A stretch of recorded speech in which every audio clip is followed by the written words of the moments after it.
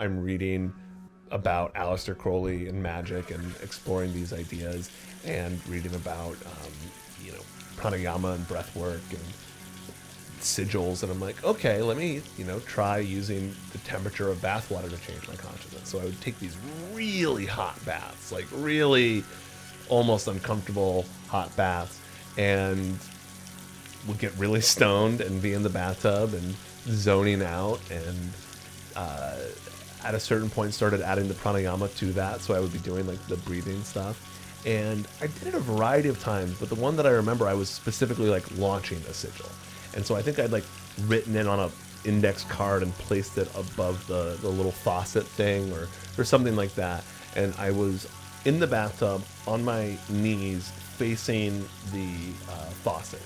And I was doing the breathing and all of the hyperventilating and things to really get my consciousness out there. And it's a very hot bath, so I was already a little bit kind of flushed and woozy.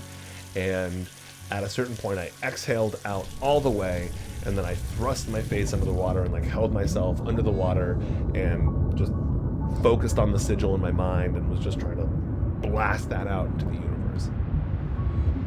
And I came up sort of gasping and wet and was facing the other way. And it was a very small, narrow bathtub, and I hadn't blacked out or anything like that. So it was, I put my head down and then I pulled it back up and I was facing the other direction. And I was totally baffled by what had just happened. It would be like you walked into your living room and you're in the kitchen. You're like, wait, what the fuck just happened?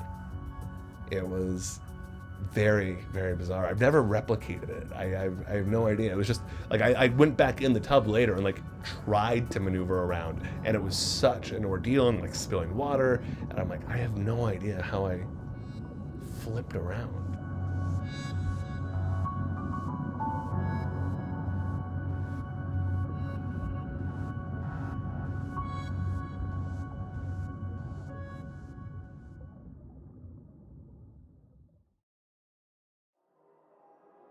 What if through ritual and magic we could find a true self? Would we embrace it, as Devin Person has?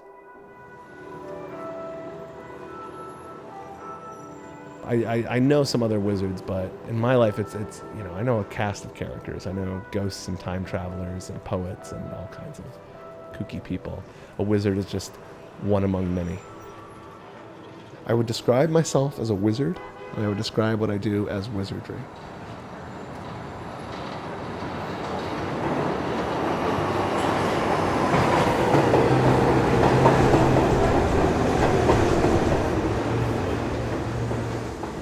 I was back visiting my friend from high school, and we were sitting in the kitchen with his mom, and his mom was just so delighted by what had become of me and wanted to hear the whole story. And she turned to my friend and she said, When you were friends with Devin in high school, did you ever think this was possible? He goes, I am not surprised by this at all. Like, I wouldn't have predicted it, but it doesn't shock me. I always loved dressing up. I always loved doing something different than everybody else. So, when I was a kid, I thought I was going to be an actor or a lawyer and play the French horn. And I'm glad I abandoned that dream because it's weird as hell.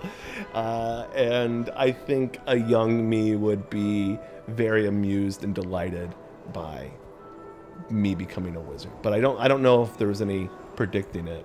Although friends that have known me from other stages are like, oh, like you were, yeah, the signs were there. There's a continuum. Person uses hypnosis and grants wishes for the benefit of clients and strangers. But perhaps the biggest spell lies within how he presents reality, one fantastical and full of possibilities. It's a very fun word and archetype to occupy, because if I say wizard, people have an image in their mind. They can, a guy with a beard and a pointed hat and magic, and there's this whole thing, but yet there's a bunch of questions, and they don't understand, like, what is a wizard in the modern world? Like, what do you do? Like, how does that work? Their curiosity kicks in. So that's, in a sense, a magic spell. I can say this one word, and I can cause an internal experience for you and an emotional experience that's going to be largely associated with curiosity and wonder, and will be a very different experience than if I said lawyer, and you're like, yeah, that, That box is contained. I can, that my friend Bob is a lawyer. I understand. My friend Devin is a wizard. I have questions. I think part of the joy of being a wizard is coloring outside of the box. So I meet certain types of people who are very interested in finding a box to contain wizard in. And they either want to disprove that I'm a wizard, that that's like not possible, or more commonly, they want to take a box that they're already familiar with and then use that to contain me. Oh, you're like a life coach. Oh, it's a performance art thing. Oh, it's a this or it's a that. And they want to just, oh, it's a marketing idea. Like, I'm going to put this in this box and I've understood it. And I really enjoy squirming out of those boxes and not letting that happen. While others are stuck in a box of their own, many while in commute, Person offers himself as magical intervention, allowing strangers sage wisdom and an open heart. I think I'm able to connect with those people because I'm not trying to push an agenda on them, and I'm really, more than anything, trying to connect the woo-woo ideas that I have back to their experience in a way that makes sense for them, rather than just start telling them that they're the reincarnated prince of Saudi Arabia and I can see their aura and all this stuff that if you're in a new age context, there's a bunch of people who are going to be like, yes, I'm on board with this 100%. Like, I also have summoned a demon. But when I'm dealing with people, that's actually not who I tend to deal with. I tend to deal with people that are a little bit more skeptical, and then I help them see that you don't have to buy in all the way. You can get a lot from just embracing that little bit of silliness.